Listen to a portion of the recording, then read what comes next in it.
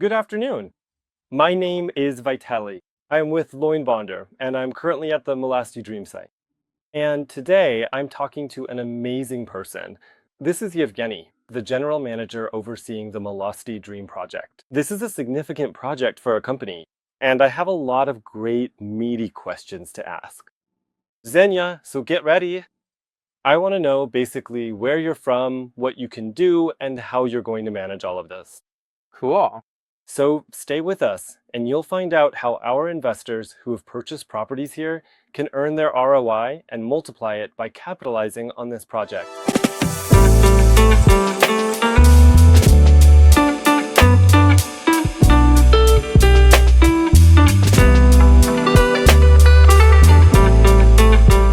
Please tell us about yourself. How did you get into this niche, into this field, and how many years have you been in it? My career in the hospitality industry started in 2013. I worked for almost 10 years at Ritz-Carlton. With Ritz-Carlton, I was in Dubai, Ritz-Carlton in Dafak, Ritz-Carlton in Abu Dhabi. After that, I came to the island of Bali on vacation, fell in love, and transferred from one Ritz-Carlton to another, Ritz-Carlton Bali. From here, I then went to open the Koh Samui Resort in Thailand and the Maldives. So with the Maldives and Ritz-Carltons, my career came to an end.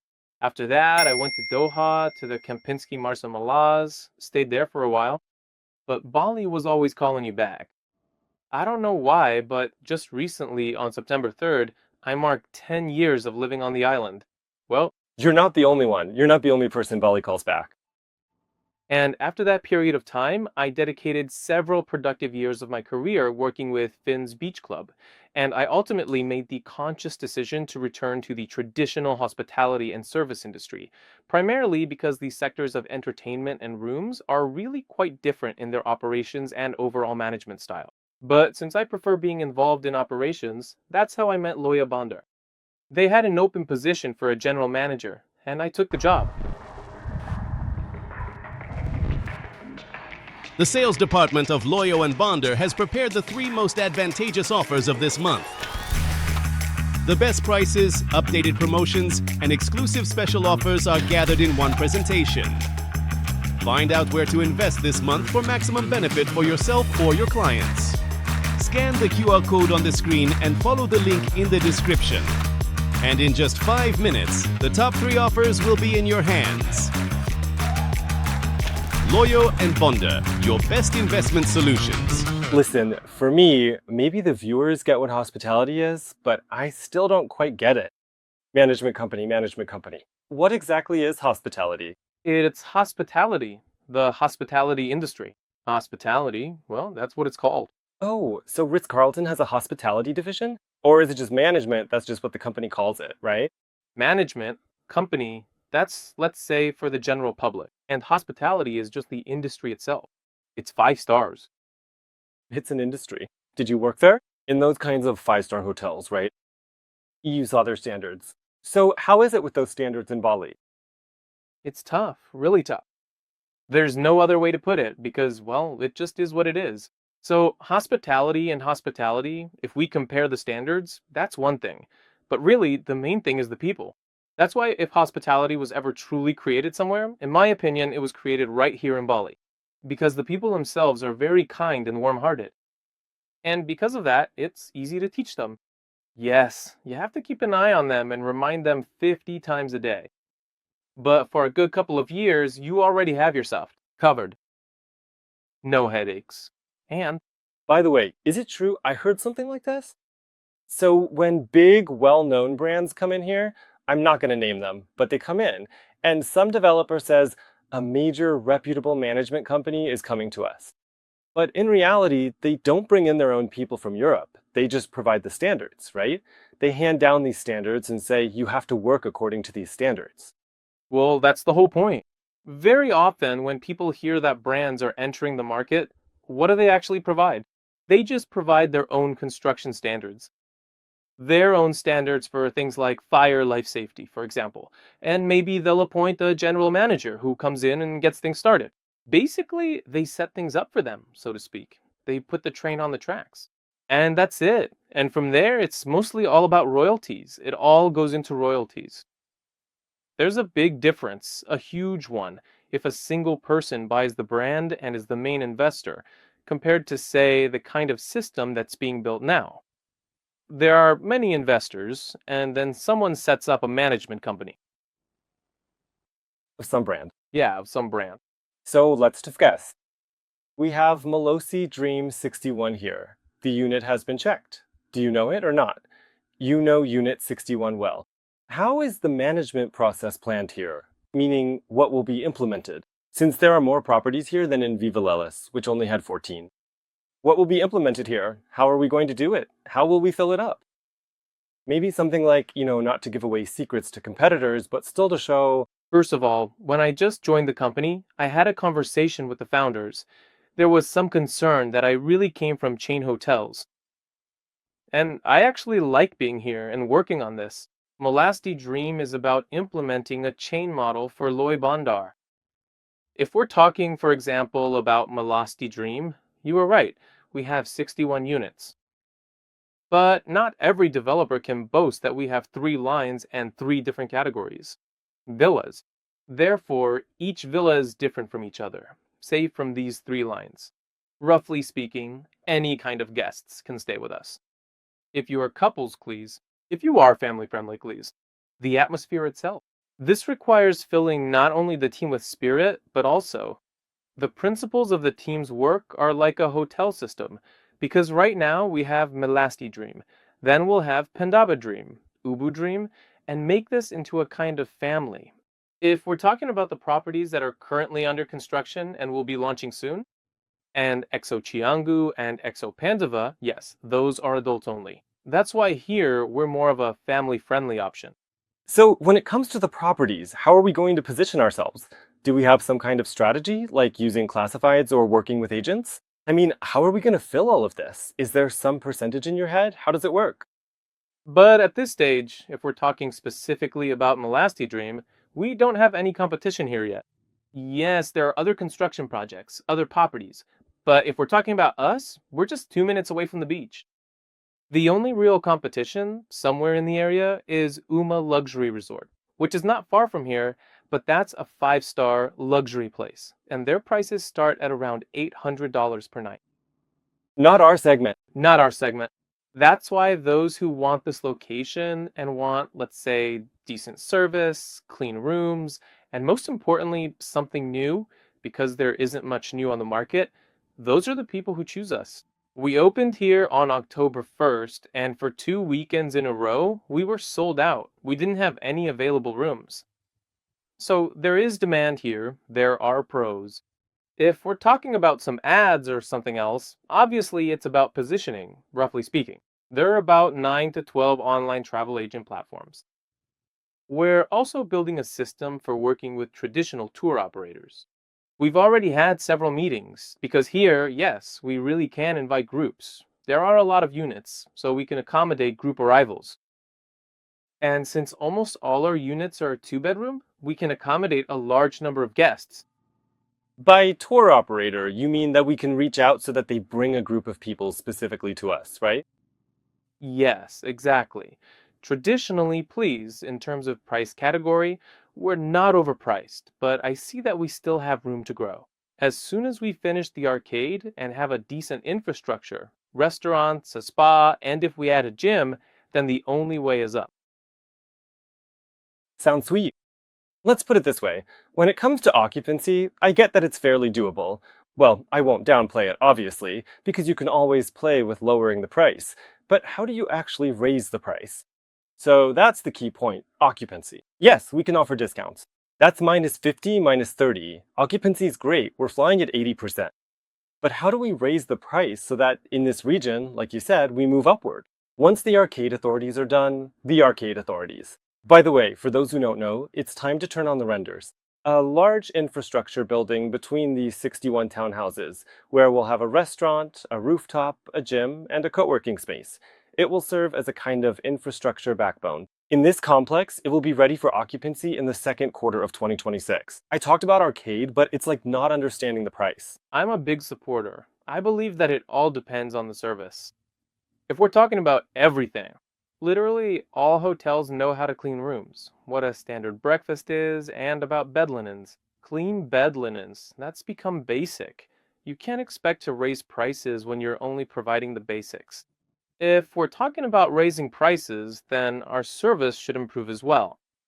And that's exactly when we build emotional connections with our guests who come and remember us. Loyalty is built because of those little details we provide at our properties. It also depends on the staff who work here and how they treat these guests. Yes, if we're talking about those properties that have already been handed over, like Jungle Flower, Uvillas, Loya Villas, we already have a base of guests who are interested, who come back and who want to try other destinations with us.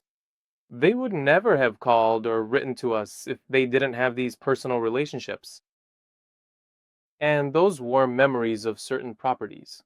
And And what are warm memories exactly? Is it just that we write to them in a chat, do some things for them, or bring them some water? look, when you go on vacation, you have to. Why are you here? The welcome drink gets me every time. If they give me a non-alcoholic welcome drink, I'm like, they don't like me here. They weren't expecting me. Well, the welcome drink is basic. Let's be honest. What's really basic? Well, for example, if I notice that you love surfing, right? And you always come home after sunset or after surfing, and you're greeted with a cold towel near the parking area, and they say, let us take care of your board. Or when you wake up in the morning to catch a wave, your board is already soaked up and ready, and your moped has already been wiped down. And they're ready to send you off to have a great day. That's what I call people who have observed, analyzed, know their guests, and are already providing service. It doesn't cost us anything, but for you, Cool. it's care, yes. Tell me, have there already been any difficulties or challenges that, well, inevitably come up in any profession, but maybe as a specific case? I'm curious, like, did the company deal with them or did you? And how did you manage to overcome them? Hi. For me, probably the hardest part of this project was, of course, launching one line after another. For example, when we already have the first line in commercial operation, the second line and others are still in progress. Some work is still ongoing, and that becomes a problem. Because, for example, if we're talking about the staff who clean the rooms, the people who come in and service the rooms, for commercial guests, we can't just send them to clean other rooms that are still under construction and then move them back. We have to create several different teams with different schedules, and there needs to be different attention. For example, in the rooms, obviously cleanliness is important, but there's also the dirtier construction type cleaning. That's why a phased launch is pretty complicated. I've actually never done it that way before. It was always the building gets finished, you cut the ribbon, and off you go. Here, the approach is a bit different, but we're doing our best. I understand that you've worked in big hotels. I heard there were some descriptions, like there's already a ready-made network, and how would you be able to manage that? You've made agreements, you have a strategy, but still, what else is under the hood? What can you tell us so we can say, yes, Yenya can handle it? Under the hay? Well, let's put it this way. Most people in the job market don't know about loyalty bonds, if we're talking about staff. Because I firmly believe that the people who bring us success are these Indonesians who work with us. That's why most of the staff were brought over from the properties I used to manage, or the ones I currently manage, and we keep bringing them over. The very best ones on the market. The biggest idea, of course, is simply to develop Indonesian employees, to help them. They are fantastic workers. For example, personally, when we launch Melasti Dream, it's the same thing. We set this train in motion, which runs like a well-oiled machine, and then say I move on to another dream property. Here, we put a local employee, an Indonesian, who will simply continue to manage this direction. And of course, I would like to overlook, zoom out a bit, and look at the properties, see how they can be developed. The network itself, for example. Let's say you come to Bali and you have 30 nights there. I have a huge desire to show you the island only. Pandawa Dream, Melasti Dream, Ubu Dream. I'm just explaining what dream, dream, dream means. Yes, dream, dream, dream. If you're a couple, please, you can stay here with us at Ixo on Bukit. Or you can go to the same place.